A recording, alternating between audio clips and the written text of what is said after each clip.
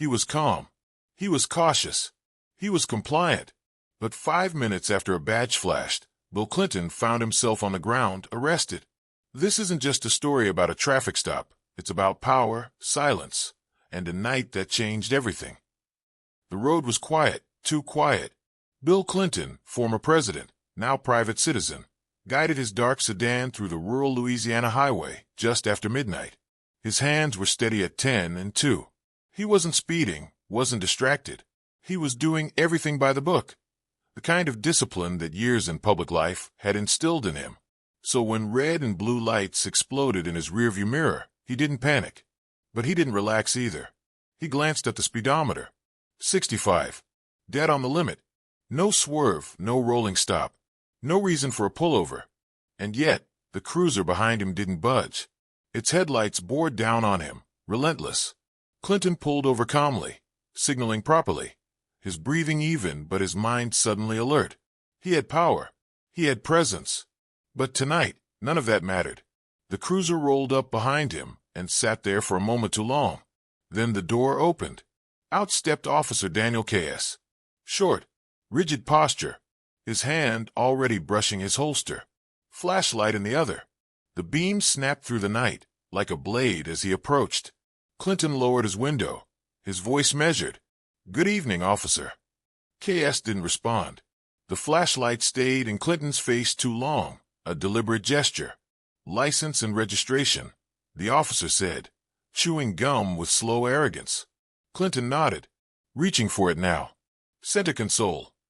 He moved deliberately, revealing both his driver's license and Senate ID, the unmistakable seal of the United States government facing up. The officer barely glanced at it. "Senator, huh?" he muttered, uninterested. Then came the words that twisted the moment. "Step out of the vehicle." Clinton blinked, calmly. "May I ask the reason?" K.S. didn't blink. "Step out." Now there was tension. Not confusion, confrontation. Clinton stayed composed. "Officer, I've complied. There's no cause. Let's call your supervisor." "I don't need a supervisor," K.S. snapped. His voice tightened.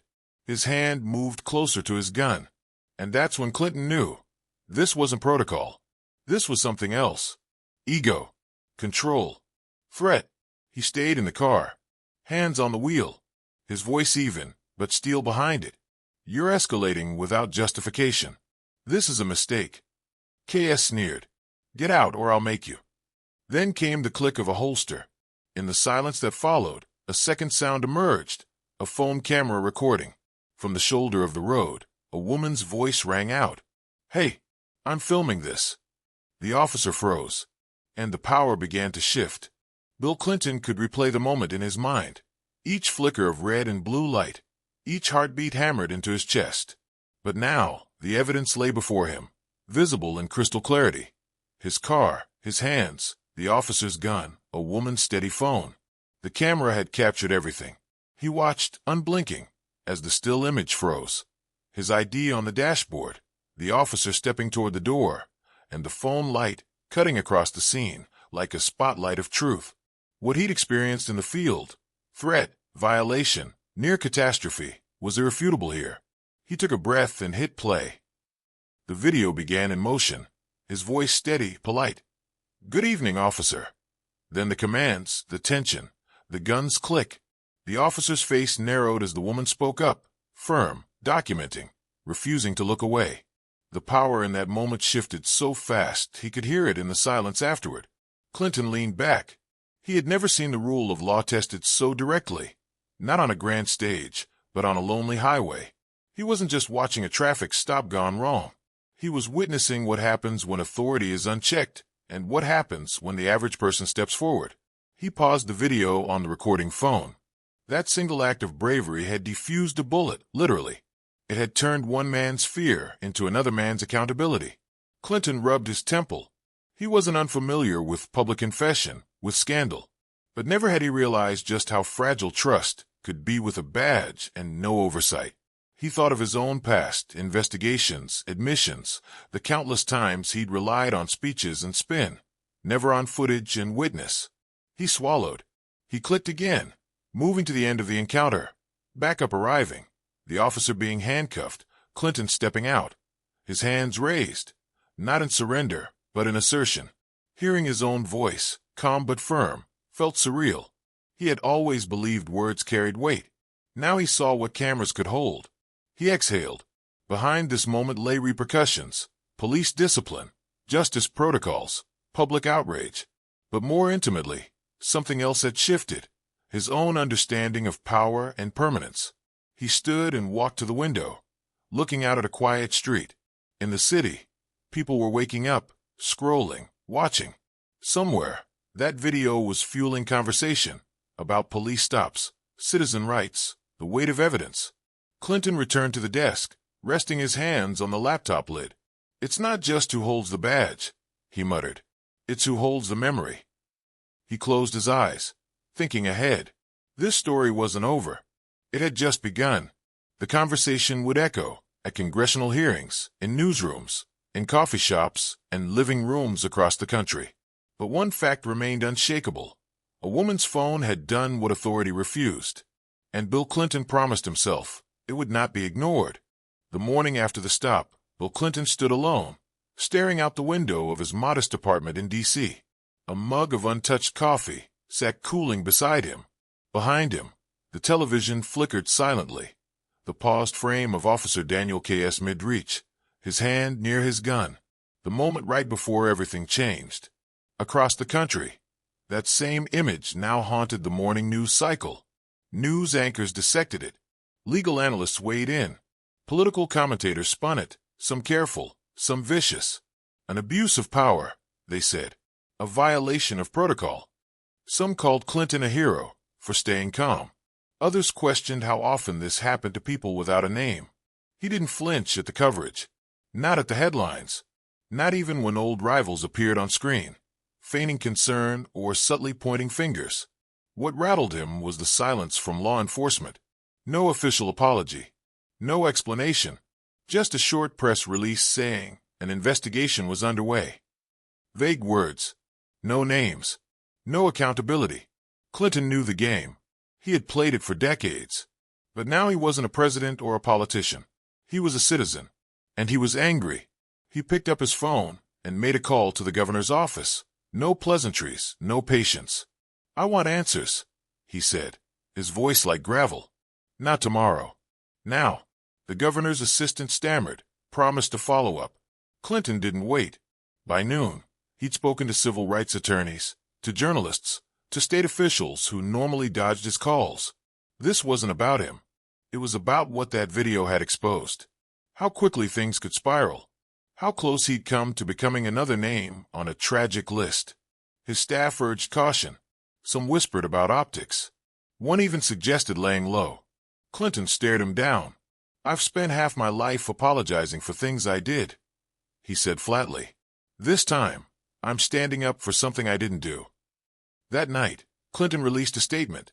Just 3 paragraphs, but every word deliberate. "Last night, I experienced something millions have endured without cameras, without headlines. I was threatened, dismissed, and nearly harmed by someone wearing a badge. But this story isn't about me. It's about a system that allows it. It's about the silence that follows when there's no one watching. We cannot let silence be the last word." The statement went viral, and so did the video, again. Protests started the next day. Not massive, but focused. In front of the state police HQ, outside the governor's mansion, online, in threads and live streams. And through it all, Bill Clinton watched. Not from a podium, not with a microphone, but from a place of reflection. He hadn't asked for this fight, but now he wouldn't back down from it. 3 days after the stop, Bill Clinton walked into the Senate Judiciary Committee chamber, not as an ex-president or elder statesman, but as a witness. He wore no pin, no party colors, just a charcoal suit and a silent fury tucked beneath his calm. The hearing had been called under pressure. Public outcry, mounting protests, and the viral footage had forced action. But Clinton knew how these sessions worked. Showmanship, platitudes, political cover. He came for none of that. Cameras clicked as he sat. Opposite him, a row of senators, half in support, half in calculation. He opened his statement with a line that cut through the noise. The badge should never be a license to intimidate, and the law should never fear the truth. He detailed the stop, the flashlight, the gun, the refusal to acknowledge his Senate ID, the woman who saved him by doing what the system failed to do. Observe. Every senator listened. Some nodded. Others avoided eye contact. Then Clinton dropped the documents. A pattern of prior complaints against Officer Daniel K.S. Filed, buried, forgotten. No discipline. No consequence. Just a trail of silence. The room shifted. A murmur grew. The truth wasn't just a moment, it was a structure. How many more people were recording? He asked, voice steady. How many never got this room? Silence. One senator asked whether Clinton believed this was systemic. He didn't hesitate. If it were just one man, he'd be gone already. It's not one man. It's how the system shields him. The media outside erupted. Headlines called it a reckoning. Some called it political suicide. But Clinton didn't care. He didn't need a second term. He wanted a second chance for the country. That night, Sarah, the woman who filmed the stop, joined him on a national broadcast. They sat side by side. She wasn't a pundit, just a citizen who did the right thing. When asked why she stopped, her answer was simple.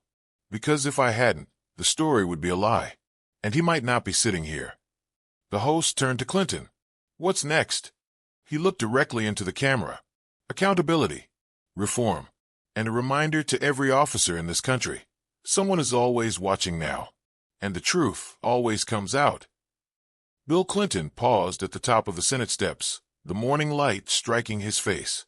The storm had passed, emotional, political, national, but its echoes lingered. He held in his hand a heavy folder, the product of endless meetings, drafts, and fierce debates. Inside, a blueprint for lasting reform, a map for ensuring that night on the highway never became just another badge of power moment. He looked out at the crowd below, reporters jockeying for position, activists holding homemade signs, everyday citizens leaning over railings. Some still angry, some hopeful, all watching, waiting. He lifted the folder and stepped forward. Inside the chamber, the mood was tense. The hearing had ended, but the real work was just beginning. Senators shuffled papers, aides whispered updates, and staffers coordinated with press. Bill moved across the room with calm purpose. He was no longer just a witness. He was an actor, a catalyst, a strategist ready to fight. The folder contained 3 pillars. Mandatory body cameras, with independent oversight. Federal funding tied to transparent disciplinary action. Civil rights protections for whistleblowers and civilian recorders. He had learned during the hearings how easy excuses were made to avoid real differences. Budget, bureaucracy, politics. Tonight he would offer something tangible. Legislation, yes, but more importantly, accountability. That afternoon, in a packed Senate hearing room, Bill took his seat at the witness table once more. This time, beside him sat Sarah, the citizen who had recorded him, and a former officer from the National Fraternal Order of Police, a quiet but credible voice for reform. Bill opened. Good afternoon. Almost a week ago, a badge hovered over a gun pointed at me on a quiet highway. But we are not here to debate my experience. We are here because of what it means for every American without the privilege of title, witness, or protection. He laid out his plan, citing statistics, thousands of traffic stops annually, hundreds of violent outcomes, all increasing when no camera watched. He spoke of citizens too afraid to speak, of trust eroding where oversight never reached. He paused when the officer spoke, a rare empathy. We are colleagues of law enforcement, she said. We seek a system in which officers feel protected when they act within law, and exposed when they cross the line. We want both. That's what this is, balanced justice. The room shifted. He finished. We are not indicting every officer. We are protecting every citizen. We are restoring the bond between the badge and the community. And we are giving the system the chance to do better because now we simply must. Outside, the press conference was raw. The same still frame of that highway stop hovered on screens behind him. Reporters asked about politics, about pressure, about chances of legislation. Bill turned to Sarah. Want to say something? She stepped forward, trembling but strong. We have to make it so that the next time it isn't just a senator who is safe. Whoever's behind the wheel needs that protection. Cameras caught every word. Bill nodded and spoke again. Change doesn't happen when we hide. It happens when we stand in the sun, with evidence, with courage, and with each other. That's what we are doing. The vote came 2 weeks later. It was close. At moments, predictable complacency threatened to stitch the wound closed. But then dozens of citizens showed up, families, activists, even voters who had never paid attention before. They carried signs. They spoke about their own stories. They brought data, names, video clips, heartbreaks. They showed up, and power had to listen. Bill watched from the gallery as the bill passed. 52 to 48. A bipartisan coalition.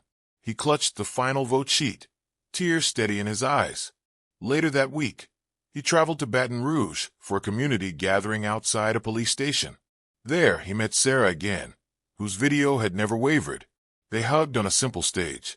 He handed her the original transcription of his speech. A young man who had once been fearful stood up too. His father had been shot during a justified traffic stop. His voice shook but held. This matters. I mattered.